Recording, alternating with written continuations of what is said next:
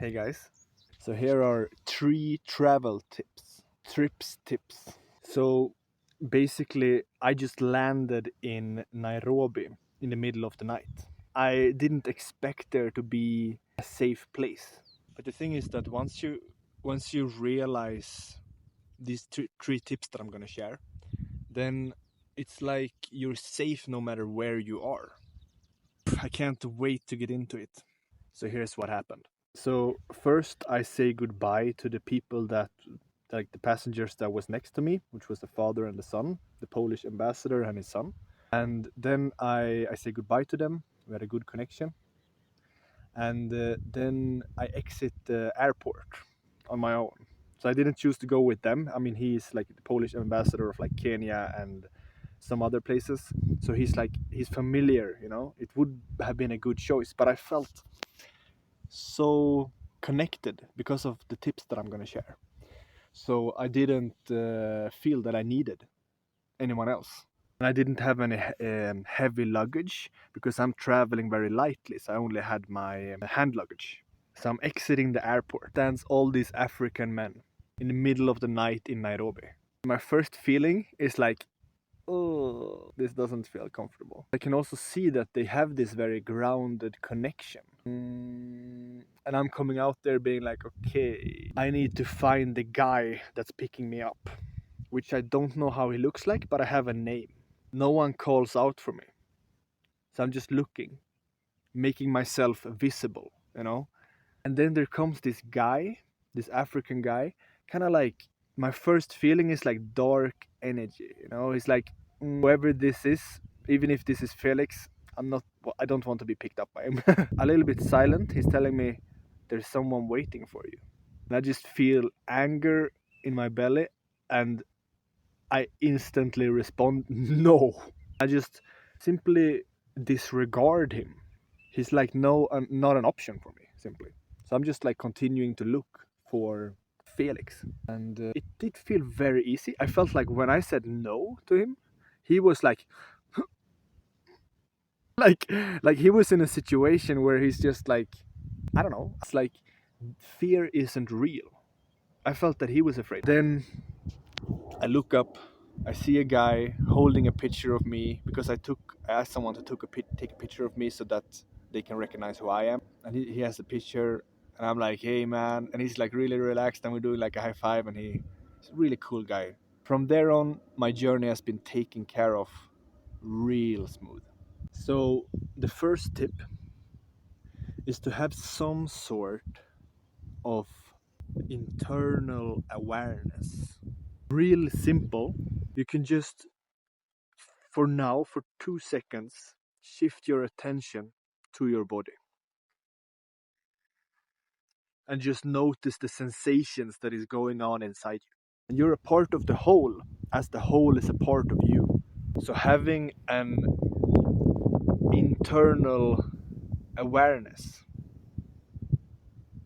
by simply taking these 2 seconds right now of being aware internally and practicing this just a little bit every time you think of it, every time you get the opportunity, makes all the difference. This is what allows me to not be afraid and know what I am.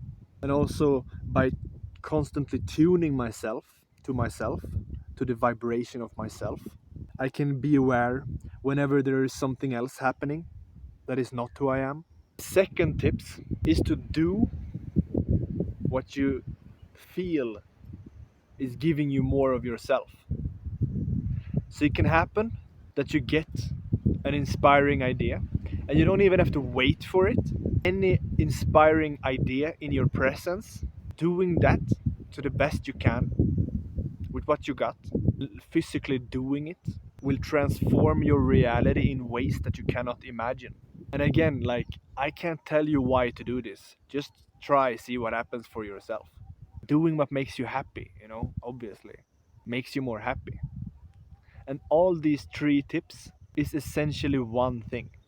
Third tips, before I share the third thing, I just want to say that happiness is the common denominator. Everything you need. And you can access this by simply removing the blockages. So if you're not happy, that means you're actively doing something, thinking something, creating something that you don't prefer, that isn't yourself, that you semi know that you're doing. You don't really know 100% consciously, and it can be really good to get these ideas like roots, weeding, taking away the weed, ogräs, can be good to do together with someone. I am personally doing this, so you can, for example, reach out to me and I can help you online. We can unravel the mysteries of your mind together. Look at what is blocking you from being happy and having a good life. Third thing is boundaries. And boundaries is essentially respecting your happiness.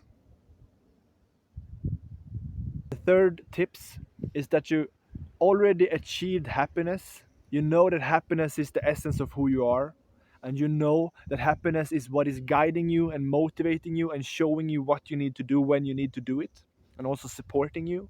And what I call boundaries is the responsibility for happiness, is basically keeping the happiness. You're already in a good state. You already have good things that you're grateful for. Now it's about protecting that in a sense. It's the first signal. Wait, I'm not happy. When you're really happy, you notice when you're not happy. Then it all comes back to yourself in these 3 tips that I shared about, in essence, knowing yourself, acting on your happiness, taking care of your happiness. Then life becomes really playful. Life always supports you. Whether you're taking action for yourself and everyone else, or whether you're taking action from fear, life will support you in that. Even stronger, actually, when there is a negative spiral happening. So if you're unconsciously taking action, we're always taking action in a sense. Life will support you in that downward spiral as well. Love is more subtle. And when you take action on love, then you're supported in that as well.